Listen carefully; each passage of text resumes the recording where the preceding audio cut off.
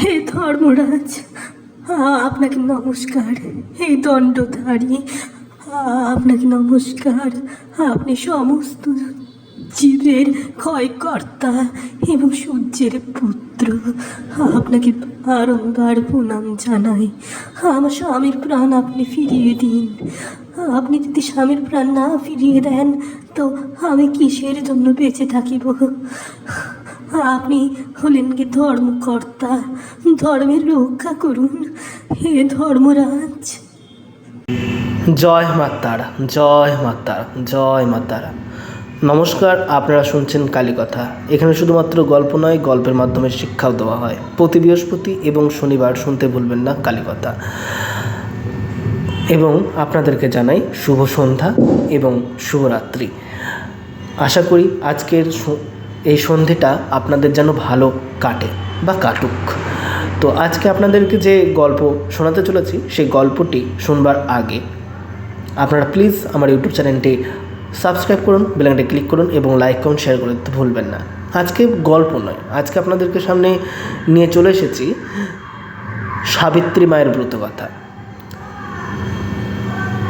তো এই গল্প শুনবার সময় বা এই ব্রতকথা শুনবার আগে আপনারা প্লিজ আমার ইউটিউব চ্যানেলটি সাবস্ক্রাইব করুন, বেল আইকনটি ক্লিক করুন এবং লাইক কমেন্ট শেয়ার করে দিতে ভুলবেন না। আজকের ব্রতকথার নাম বা আজকের এপিসোড 42তম এপিসোড।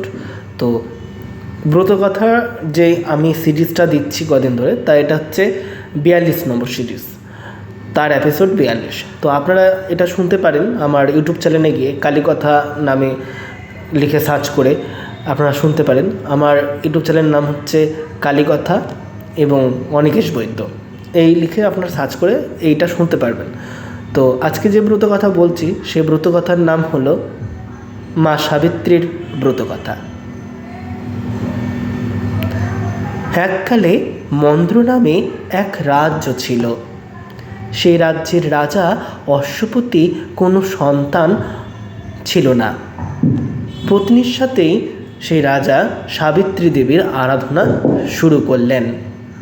14 বছর ব্রত পালন করে ব্রত উদযাপনের সময় তাদের আরাধনায় খুশি হয়ে দেবী সাবিত্রী তাদের আশীর্বাদ করেন যে তাদের ঘরেই সর্ব সুলক্ষণা যুক্ত এক কন্যা জন্মগ্রহণ করবে। কালের নিয়মে রানী মালবী এক সুন্দর কন্যার সন্তান জন্ম দেয়।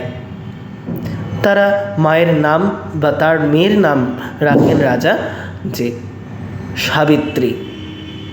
দেখতে দেখতে সাবিত্রী অনেক বড় হয়ে যায়, বিবাহযোগ্যা হয়ে ওঠে তার মেয়ে। একদিন সাবিত্রী তার সখীদের সঙ্গে ঘুরতে ঘুরতে শাল্ব দেশের রাজপুত রাজা দুষ্মন্তের আশ্রমে এসে হাজির হন। সেখানে রাজার পুত্র সত্যবানকে দেখে মনে মনে তাকে বর হিসেবেই স্বীকার করে নেন।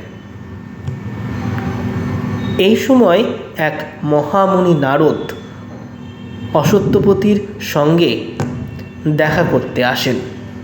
তখন রাজা নারদমুনির সামনে তার কন্যাকে জিজ্ঞেস করেন তার কোনো পাত্র পছন্দ করা আছে কিনা। উত্তরে সাবিত্রী সত্যবানের কথা জানান। অশ্বপতি তখন নারদমুনিকে সত্যবানের বিষয়ে জিজ্ঞেস করতেই নারদমুনি জানায় তিনি রাজা দুমন্ত সেনের পুত্র। দুমন্ত সেন একজন রাজ্য ছাড়া এবং তারা পতিপত্নী দুজনাই অন্ধ। আর সবচেয়ে বড় কথা, তাদের পুত্র সত্যবান তার বিয়ের ঠিক 1 বছরের মাথায় মৃত্যুবরণ করবে, এই তার ভবিতব্য। সেই শুনে অশ্বপতি বিবাহ দিতে রাজি না হলেও সত্যবতী সত্যবানকেই বিবাহ করবে বলে মনে মনে স্থির করেন। অজ্ঞতা রাজা অশ্বপতি ভালো দিন দেখে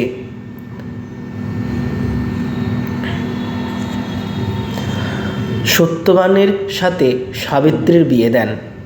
সাবিত্রী বনে সত্যবানের আশ্রমে এসে তার অন্ধ শ্বশুর শাশুড়ি এর সেবা করে যত্ন করতে থাকে এবং সকলের প্রিয় হয়ে ওঠেন। মন দিয়ে সংসারও করতে থাকেন। কিন্তু নারদমুনি এর ভবিষ্যৎবাণী তার মনে খোঁচা মারতে থাকে।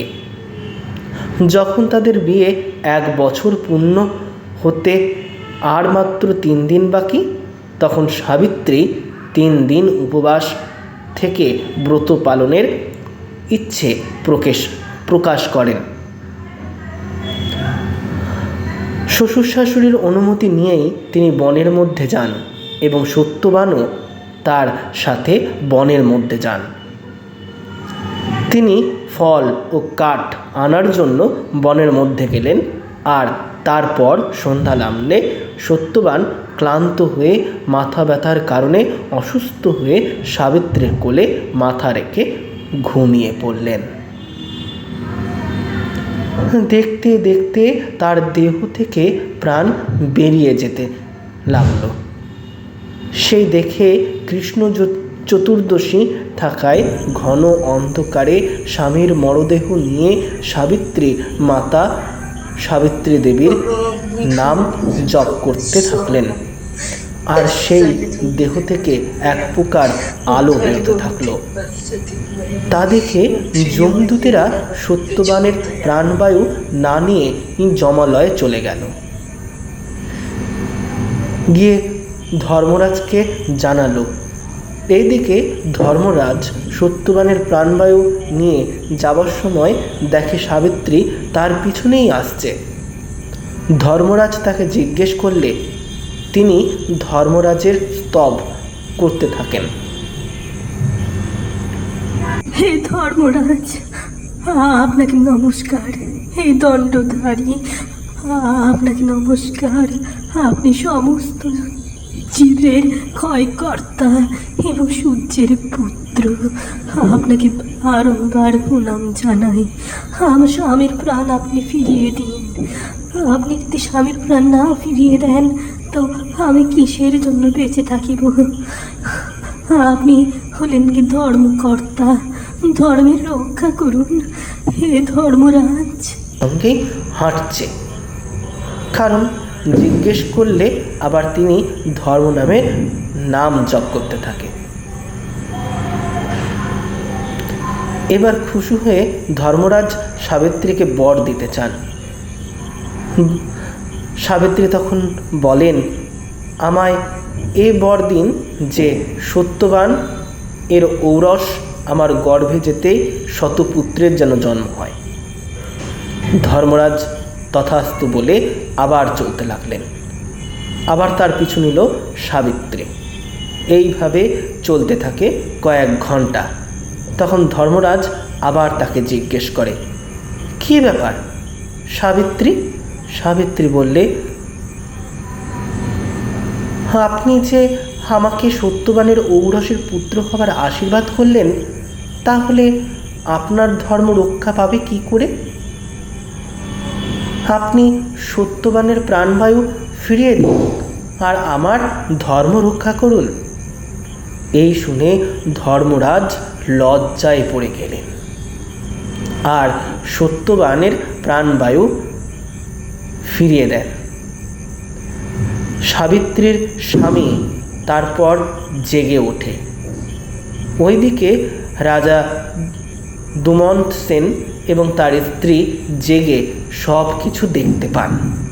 তার মন্ত্রী এসেও খবর দেয় তাদের শত্রু বিনাশ ঘটেছে, রাজাও রাজ্য ফিরে পেয়েছে। এইভাবে সাবিত্রী চতুর্দশী ব্রত মাধ্যমে সাবিত্রী সব কিছু ফিরে পায়। তারপর সাবিত্রী চতুর্দশী ব্রত কথা বা মা সাবিত্রীর ব্রত কথা প্রচলিত হয়। তো আজকের এই গল্প শুনে বা আজকের এই ব্রত কথা শুনে আপনাদের কেমন লাগলো?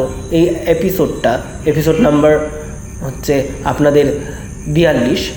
তো আমার যে সিরিজটা চলছে তো এই গল্প মানে এই ব্রতর সিরিজ আপনারা শুনতেই পারেন।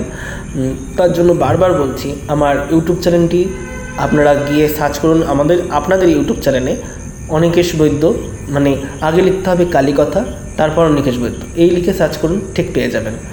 তো এছাড়াও আরও অনেক ব্রত কথা যদি আপনারা শুনতে চান তাহলে আমি দেব, তার জন্য আপনারা কমেন্ট করে জানাতে পারেন। আজকের ব্রত কথা শুনে কেমন লাগলো তাও আপনারা লাইক, কমেন্ট, শেয়ার এবং সাবস্ক্রাইব করে আমাকে জানান।